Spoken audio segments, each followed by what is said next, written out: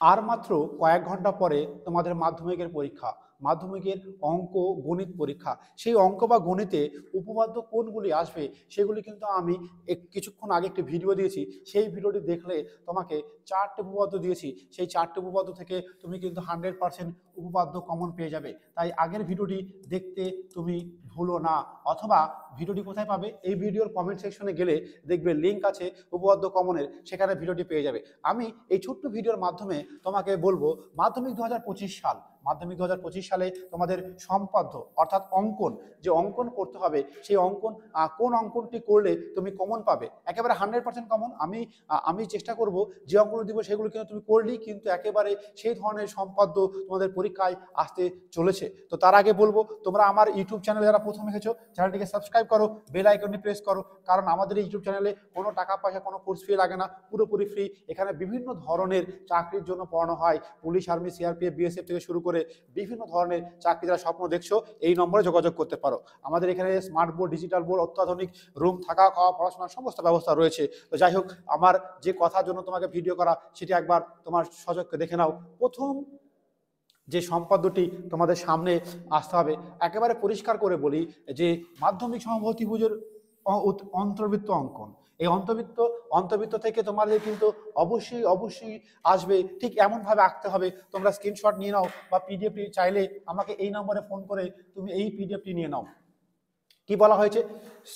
6 semi বাহু বিশিষ্ট একটি সমবাহু ত্রিভুজ অঙ্কন করো এবং ওই ত্রিভুজের অন্তর্বৃত্ত অঙ্কন করো।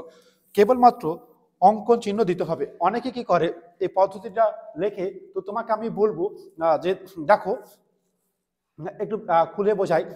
আমাকে এই 5 নম্বর ধরো, কোনো এই পরীক্ষায় 5 নম্বর আছে। এবার তুমি 5 নম্বরের মধ্যে কত নম্বর পেতে পারো যদি নাও জানো।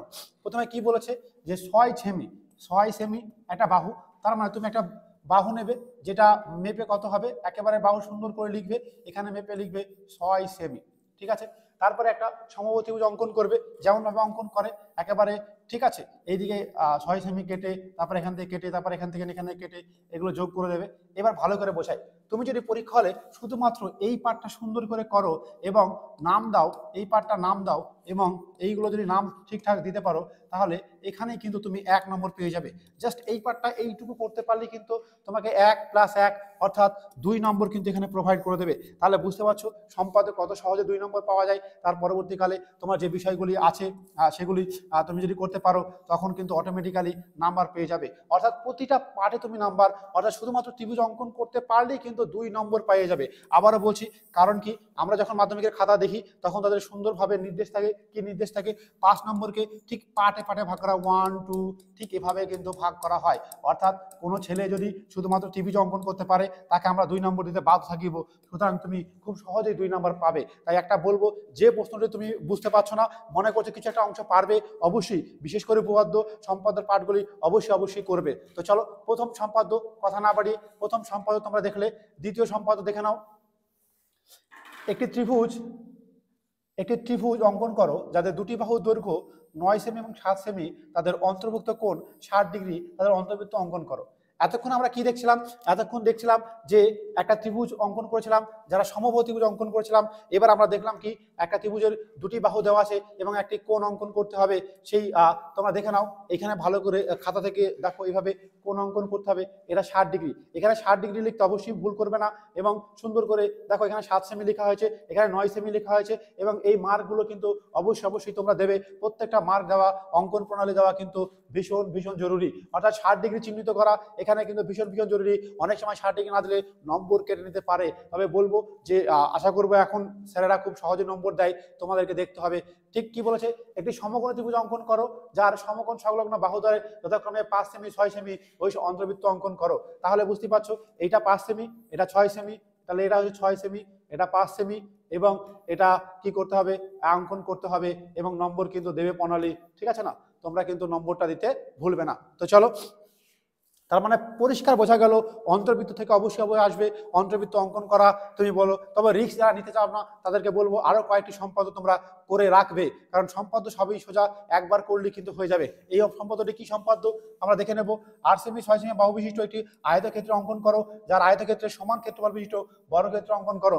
ইয়েস, একেবারে তোমরা দেখতে পাচ্ছ অঙ্কন করবে এভাবে পরিষ্কার করে। তোমরা যারা একটু রঙিন চাইছো দেখো এভাবে আমরা সম্পাদ্য 10 এখানে ক্লাস 10 এর আয়তক্ষেত্র সমান বর্গক্ষেত্র, অর্থাৎ আয়তক্ষেত্রের যা ক্ষেত্রফল বর্গক্ষেত্রের ক্ষেত্রফলের সমান অঙ্কন করবে। ঠিক এভাবে অঙ্কন করবে। দেখতে পাচ্ছ তোমরা, নিশ্চয়ই বুঝতে পারছো এবং পরিষ্কারভাবে অঙ্ক দেওয়া আছে। এইটা দেখে নাও, টুকে নাও। 8 সেমি এবং 6 সেমি বাহু বিশিষ্ট একটি আয়তক্ষেত্রের অঙ্কন করো, যার ওই আয়তক্ষেত্রের সমান ক্ষেত্রফল বিশিষ্ট বর্গক্ষেত্র অঙ্কন করো। অঙ্কন করে দিতে হবে। তো চলো নেক্সট দেখে নেব। এবার বলি, এখানে ত্রিভুজ এবং অন্তর্বৃত্ত অঙ্কন করো। তো এইখানে এই দুটো করলে আশা করবো তোমার কমন চলে আসার সম্ভাবনা রয়েছে। তবে যারা আরেকটু এক্সট্রা করতে চাও তাদের জন্য এটা দেওয়া থাকলো, তারা কিন্তু অবশ্যই তোমরা এটা করবে, ঠিক আছে না? এটা করে রাখবে। তার আগে বলি, মাধ্যমিক পরীক্ষা শেষ, এবার তোমরা কি করবে? এবার তোমরা কি আর্মি, পুলিশ, সিআরপিএফ এর চাকরি চাইছো? তাহলে তোমাকে বলবো অবশ্যই আমাদের সঙ্গে যোগাযোগ করো। এই নম্বরে তোমার বাড়িতে বলে রাখো, পর কিন্তু আমাদের এখানে চলে এসো। এখানে WP, KP, army, CRPF, BSF গ্রুপটির জন্য ফ্রি আবাসিক কোচিং সেন্টার। কোথায়? নদিয়া জেলার করিমপুর। এবং আরো বিস্তারিত জানার জন্য আমাদেরকে ফোন নম্বরে ফোন করো।